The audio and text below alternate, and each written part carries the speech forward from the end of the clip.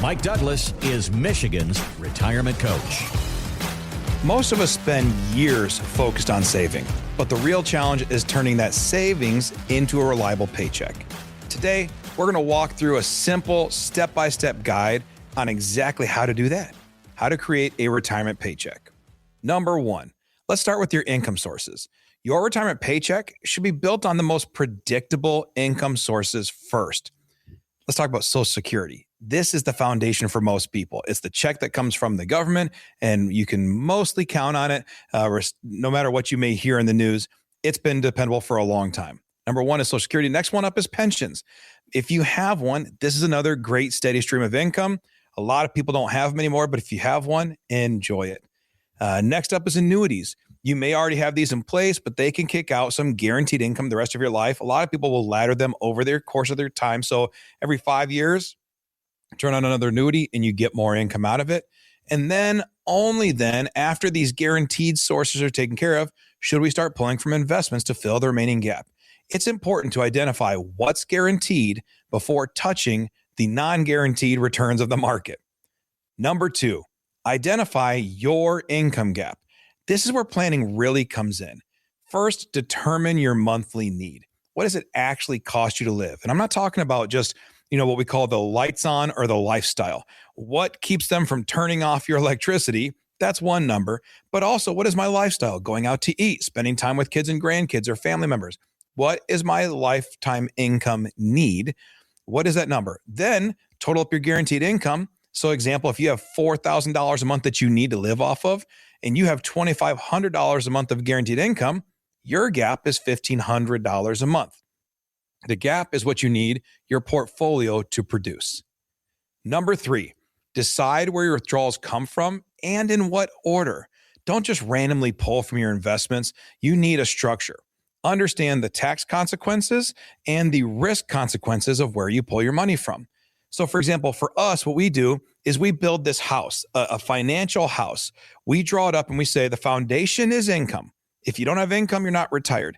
Then above your income, the next portion is money you might need for the next 1 to 3 years.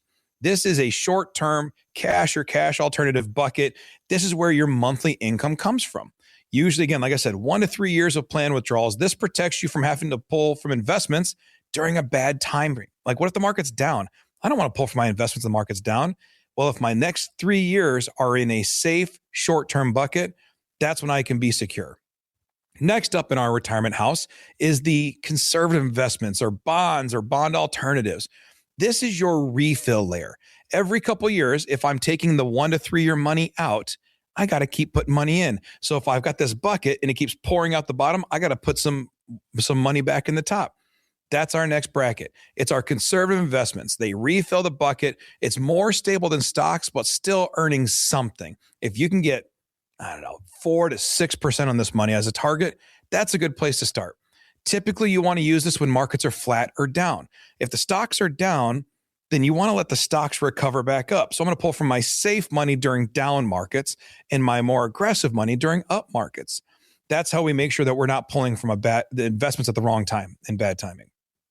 Next up is your stocks. That's the next layer above. This stock portfolio, my growth bucket. This is designed for long-term growth. So every layer feeds down to itself. When I take money from the growth, I put it down into the conservative, and then the conservative down into my short-term cash. I keep flowing it down, so I always have all the money I need, but yet I'm taking from the right investments at the right time. This is really designed for a long-term growth strategy. It's not something that you want to tap into regularly. Remember, these growth stocks are supposed to be left to go grow and to earn, especially in down markets. This is where people a lot of times go wrong.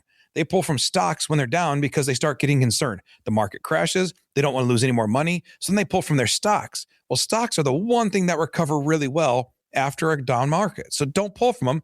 Let them grow. Let them do what they're supposed to do. Keep it simple. The goal is order, not complexity. Also, if you want to know more about these different income sources, we posted a video called Dividends versus Annuities versus Bonds, What Works?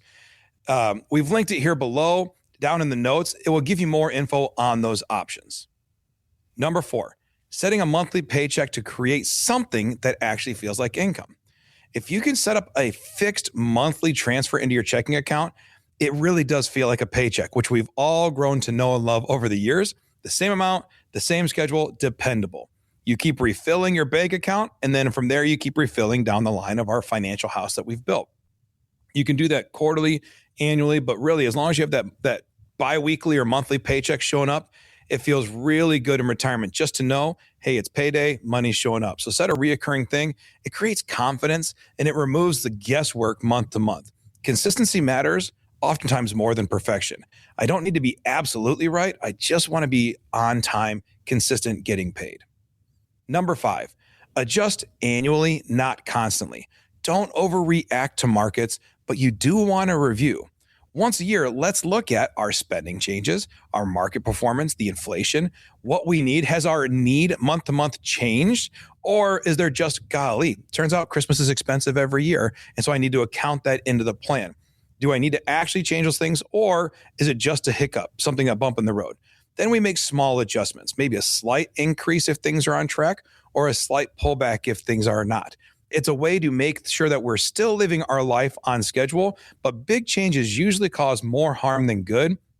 Small course corrections are key. I heard a great quote that said, the way to turn a giant freighter around 180 degrees is 1 degree at a time. So really, when it comes down to this, no matter what your numbers are, if you have $1 million you've saved and you need $4,000 a month and your Social Security pays you $2,500, then we know your gap is $1,500 a month. So I have to pull out $1,500 a month or $18,000 a year, which is 1.8% of my portfolio. Then I start structuring my withdrawals from my shortest term cash reserves bucket, then my more conservative investments, and then my stocks. We structure the withdrawals, receive it bi-weekly or monthly, whatever that schedule you want your paycheck to show up on, and then adjust it once a year. When figuring out how to create a retirement paycheck, add up your guaranteed income, identify your income gap, set up a monthly withdrawal amount, automate the transfers, adjust annually. For a lot of people, the key to retirement confidence is knowing where your paycheck is coming from each month. If you need help putting that together, we're here for you. You can reach out to us by going to our website, michigansretirementcoach.com, or click on the link below. Thanks for listening to Michigan's Retirement Coach with Mike Douglas. To learn more, visit michigansretirementcoach.com. Michael Douglas is an investment advisor representative of Stewards Wealth Planning, LLC, a registered investment advisor. Financial professionals are not licensed in all 50 states. To find out if Michael Douglas is licensed in your state, please call 517-323-7526. Stewards Wealth Planning, LLC is not affiliated with nor endorsed by the Social Security Administration or any other government agency and does not provide legal or tax advice. Annuity guarantees rely solely on the financial strength and claims-paying ability of the issuing insurance company. By contacting us, you may be provided with information about insurance and annuity products offered through Michael B. Douglas, NPN number 9650939.